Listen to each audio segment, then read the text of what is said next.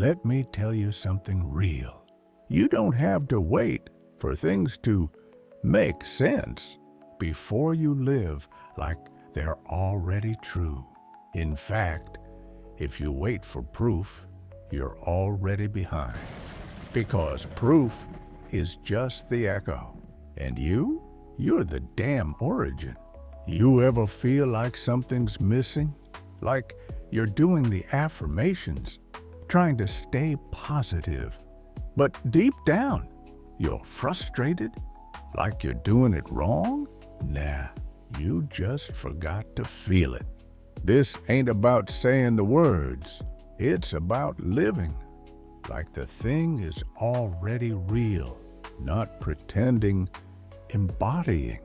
That's what creates the shift. So here's the key. When you visualize, don't see it like it's a movie. Feel it like it's your memory. Make it smell like something. Make it sound like something. Make it soft or warm or gritty. The mind can't tell the difference when you fully go there. So, when you visualize yourself in your dream house, don't just see it. Feel the coolness of the floors under your feet. Hear the click of the door as it closes behind you. Smell that leather couch or your favorite candle burning. Your body believes what your senses deliver. So give it that story. Feed it that signal. Because the subconscious isn't moved by hope. It's moved by repetition and immersion. Over and over again. Living in the wish fulfilled like it's already done. And when the world around you tries to test you, you're still broke. The calls ain't coming. The opportunities feel stuck. You don't flinch. You don't whine. You just go deeper. Because the outside world is slow. But your inner world? That thing is already finished. Already yours. All you're doing now is walking toward the version of you that already believes it, already feels it, already owns it. So here's where most people mess it up. They visualize their dream life. They feel it for maybe 30 seconds. Then they open their eyes and say, "Damn, nothing's changed." But you forgot something crucial. Your nervous system is watching. And your body, it's been trained to expect disappointment. So, if you don't repeat the feeling, if you don't get your whole system on board, your body will override your belief with old habits, old thoughts that default you, that keeps sabotaging. You want to know why it feels hard sometimes? Because your nervous system is addicted to the version of you that struggled, that hustled, that never had enough. So when you try to feel rich, it panics because it's not familiar. But this is where the magic happens. You keep going anyway. You make the new feeling familiar. You stay in that place until the body chills the hell out and starts believing you. That's when you stop being a wishful thinker and you start being a creator. You don't beg the universe. You instruct it.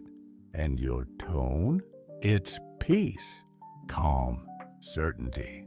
You wake up and say, "I don't care what I see. I know what I've accepted." Boom. Power! And it's not about ignoring reality. It's about deciding which one is more real. The one you're seeing now, or the one you're creating inside yourself, and rehearsing over and over until it must become visible. That's the real work. This is spiritual weightlifting. You're not hoping, you're locking it in. Now that you've locked into the wish fulfilled, I want you to sit with this question. What does it feel like to not need anything anymore? That's the sauce. That's the core. The people who manifest on command, they've trained their body to feel complete before the thing shows up. Most folks don't even realize they're trying to attract things from a place of lack. So here's your job. You don't just think the wish fulfilled, you embody it. You give yourself the inner experience of already having it. You act like it's old news, like you're not surprised anymore, like it's just you now. That's how you train the subconscious to update your story. And listen, this ain't some be delusional type of thing.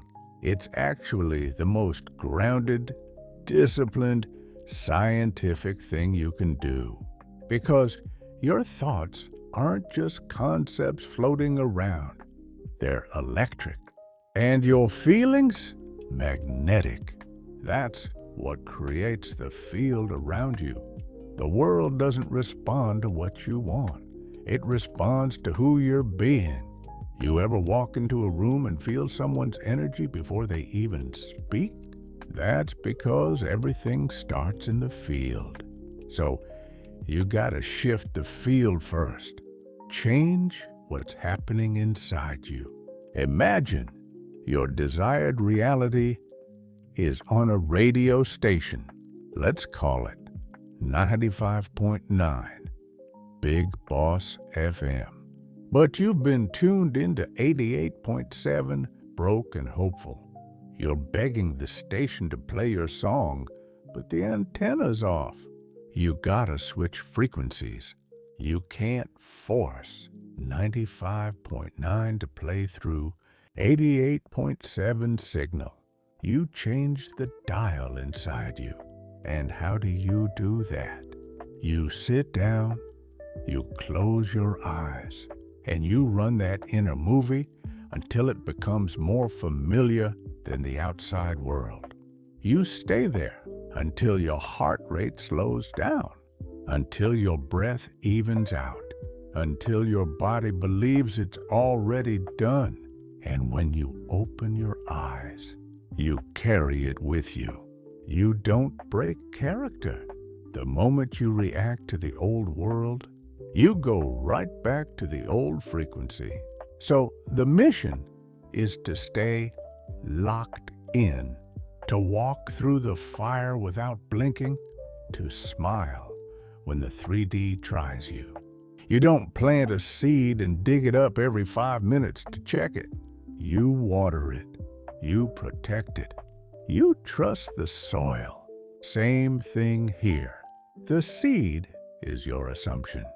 The feeling is the water. The repetition is the sun. Now, I already know what you're thinking, but what if I mess up? Look, doubt is just part of the process. The brain has been running a different script for years. You're reprogramming it now. So when doubt shows up, don't freak out.